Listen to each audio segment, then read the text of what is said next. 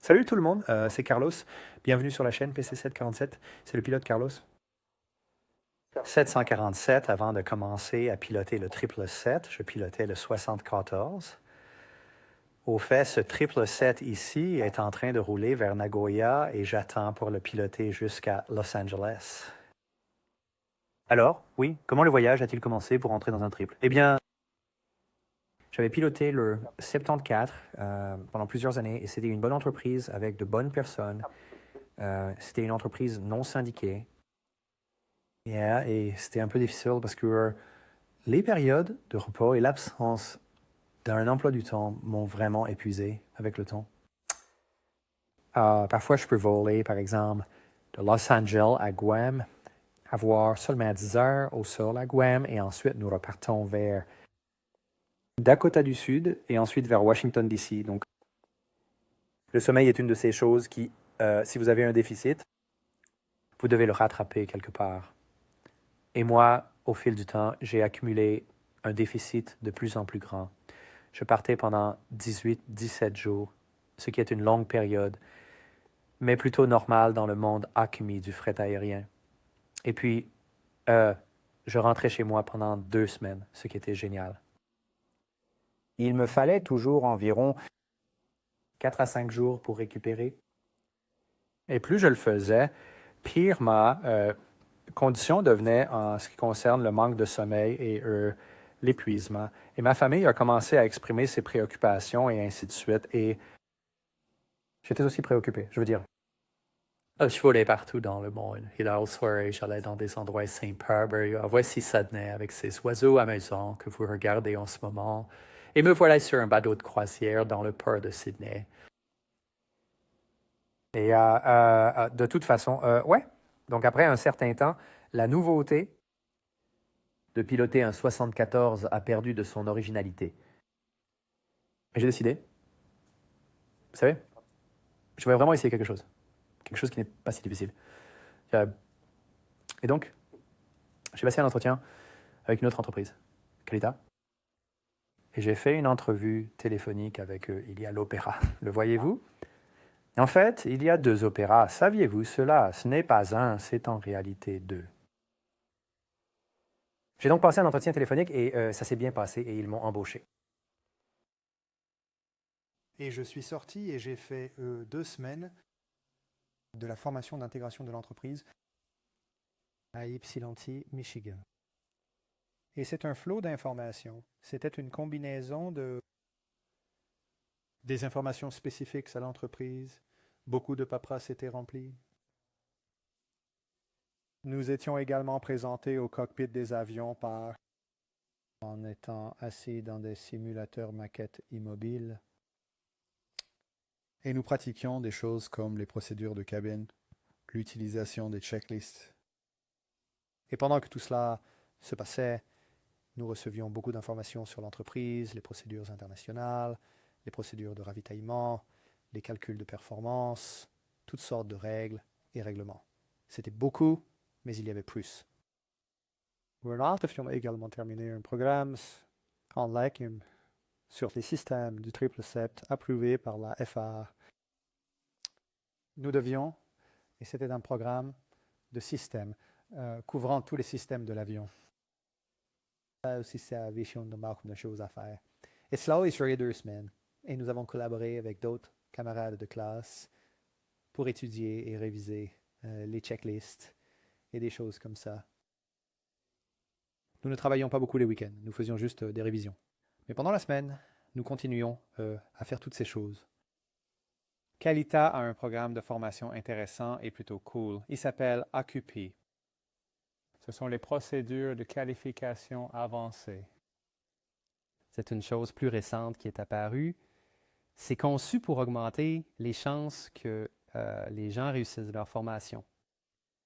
Et vous êtes censé passer par différentes étapes. Chez Calita, il y avait 7 étapes que chacun de nous devait franchir. La première étape était un test oral, en tête à tête, pendant environ 75 minutes. À propos de l'avion, et vous deviez m'y répondre à autant de ces questions que possible, et espérément que vous en avez obtenu la plupart correctement. Et puis, il y avait d'autres étapes par lesquelles nous devions passer. À l'époque où je suis passé par Calita, ils n'avaient qu'un seul simulateur 777 à Ypsilanti. Donc, ils faisaient l'appel à un centre de formation à Miami pour que nous puissions utiliser certains simulateurs là-bas. Et c'était l'hiver. Et je ne voulais vraiment pas être à Ypsilanti pendant l'hiver, pendant 6 semaines. Et il s'est trouvé que j'étais le plus ancien. Membre de la classe parce que j'étais le plus âgé. C'est comme ça que ça marche. Si vous êtes le plus âgé, vous avez le premier choix et j'ai choisi Miami parce que je me suis dit, mec, quand je ne suis pas dans une boîte à voler partout, je préférerais être à Miami en hiver. Oui, je l'étais et c'était merveilleux. Je ne vais pas mentir. Bien que la formation ait été amusante, elle était aussi vraiment stressante. Tu te souviens quand j'ai mentionné les portes occupées? Eh bien, il y avait simplement plus de portes occupées qu'il fallait franchir et j'ai également franchi ces portes. Pour tous ceux qui ont suivi une formation de vol typique, les tests de vol que vous passez consistent généralement en toute la gamme de choses, des urgences à des pannes moteurs et électriques, et Dieu sait quoi d'autre. Mais avec l'AQP, comme vous passez par différentes étapes, il couvre beaucoup de ces choses et c'est réparti à travers de nombreuses étapes différentes. Donc, ce qui était vraiment intéressant, quand il était temps pour nous de passer nos contrôles de qualification de type, ce n'était pas comme mes précédentes vérifications de qualification type, où il nous avait littéralement tout lancé et nous avait confrontés à toutes sortes d'urgences. Nous avions déjà démontré notre compétence dans toutes ces choses, toutes ces pannes, avant d'arriver à l'examen. C'était donc en quelque sorte un soulagement. Pour mon contrôle du 777, j'étais le copilote avec un autre gars passant sa vérification et nous volions de Los Angeles à San Francisco avec juste une anomalie. Rien de majeur, juste une anomalie. Et nous avons dû gérer cette anomalie, passer par la liste de contrôle, effectuer toutes les procédures normales d'un vol de point A à point B et atterrir. Et puis, c'était mon tour de piloter. Je ne me souviens même pas de quelle anomalie il s'agissait, mais quand j'ai décollé de San Francisco, c'était assez sérieux pour que nous devions faire demi-tour, revenir et atterrir à San Francisco. Maintenant, je vais vous dire, ce n'était pas le vol de contrôle parfait. Je ne pense pas qu'aucun vol de contrôle ne le soit jamais.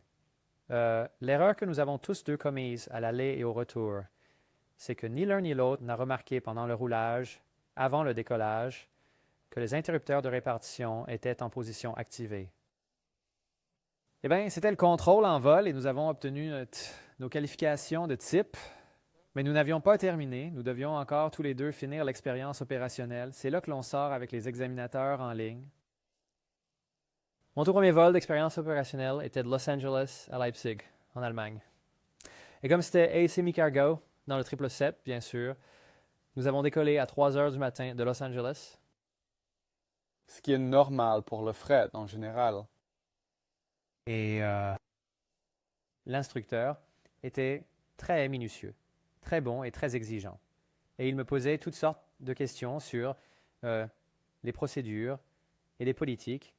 Et je vais avoir, mais au lieu de dépenser seulement 10 heures à Leipzig, comme je l'ai fait avec ma société précédente, nous avons passé 26 heures, ce qui était vraiment agréable.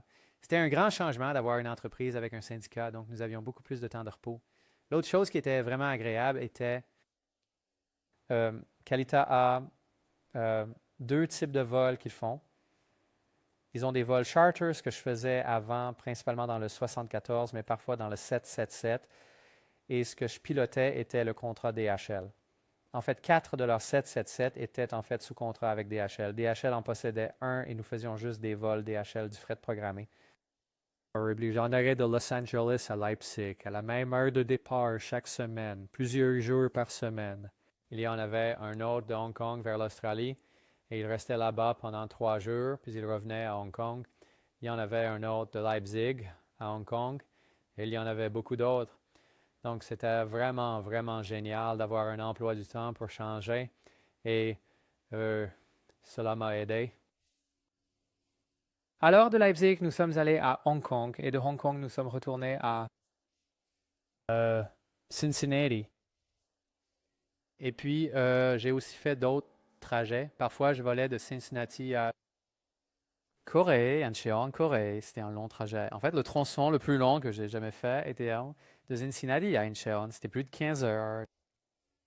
Une chose vraiment cool avec le triple est que vous pouviez le charger presque complètement et voler sans escale, beaucoup plus loin que sur le 74. Auparavant, sur le 74, lorsque je volais de l'Asie vers les États-Unis avec une charge complète, nous devions toujours faire une escale technique à Anchorage.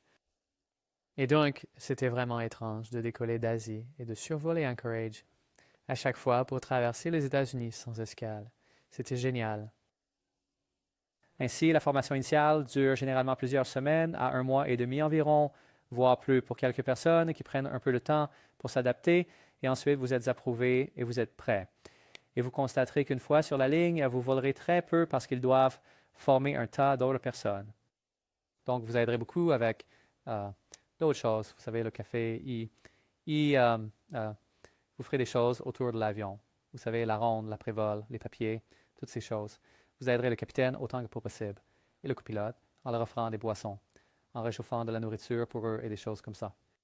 Et vous les surveillez également attentivement pour vous assurer qu'ils ne font pas d'erreur parce que votre travail est vraiment de les soutenir.